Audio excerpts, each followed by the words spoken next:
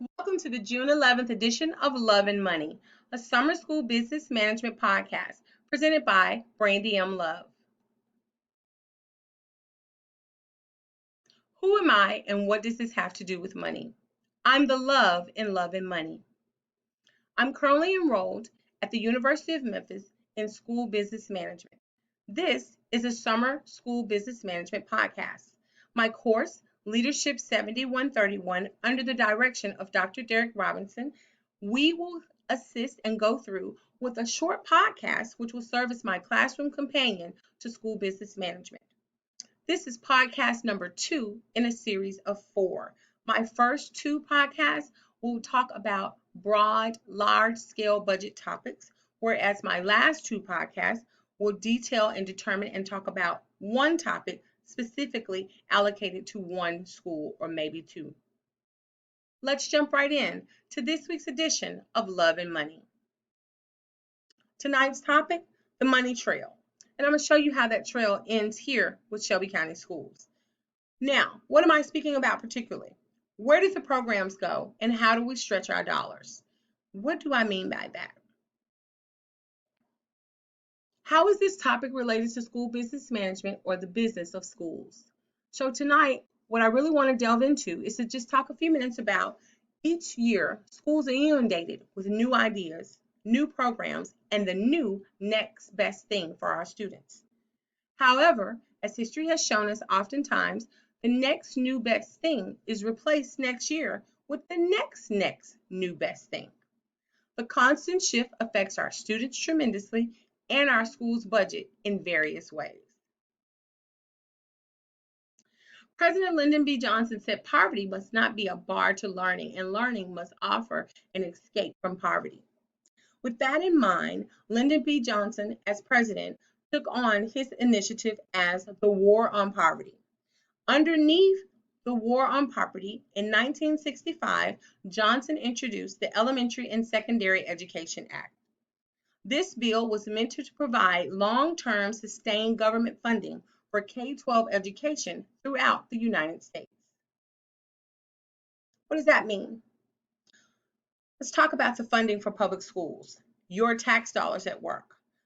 Schools are funded by, on the local level, property tax, sales tax, and tax on incomes. This year, under our current president, President Donald Trump stated that in his administration, these children are forgotten no longer. Now is the time to fight for the forgotten child, and that's what we're doing with respect to education. In my administration, these children are forgotten no longer. With that in mind, let's take a look at the United States Department of Education's budget. The 2020-2021 United States Department of Education budget includes $66 billion in new discretionary budget funds for the Department of Education. This is a 6.1 billion, or in other terms, 8.4% reduction below the appropriation that the United States Department of Education received in 2020. What does that mean for us? What does that mean for you? What does that mean for Tennessee? So if we take a look here on this chart, we can see that according to the Tennessee Department of Education, K-12 education in the state of Tennessee for the 2020-2021 school year has been allocated $6,911,850,100, with higher education receiving $5,017,141,900, for a total funding for the state of Tennessee education $11,928,992,000. This comes down to the Shelby County Schools operating budget. As you can see, this is the 2020-2021 recommended Shelby County Schools operating budget. The 3 most important numbers that I would like for you to pay attention to on this page include $568,034,152 for instruction, with $88,123,124 for instructional supports. This is all under our $1.4 billion operating costs. Now, how does this affect you and our school's budgets? Remember, it's right here under instructional supports and funding for instruction that the district spends money on programs such as Accountable Talk, Striving Readers Grant, AVID, Micro Society, implementations for Common Core, PBIS, High Schools at Work, Little Red Schoolhouse. If you're listening, that means you recognize these are programs that are no longer with Shelby County Schools. These are programs that the district has spent tons of money to fund, but the program may have only lasted in the district 2 to 3 years. As you can see here, in 2016, for instructional support and instruction, the district spent $558 million on instruction, $67 million on instructional support, going up to $594 in 2017 and $66 million. That's a small bit of a drop. And then dropping a little bit again in 2018 to $581 million, but going up on instructional support to $75 million. This year's allocation again, now this is a slight drop, $568,034,152, but going up again on instructional supports, $88 million. What does that mean? This is the money that is allocated to your school's budget that supports the programs such as AVID, PBIS, Little Red Schoolhouse, Micro Society. These are programs that the district spends tons of money on, but this program may only stay within the district within 2 to 3 years.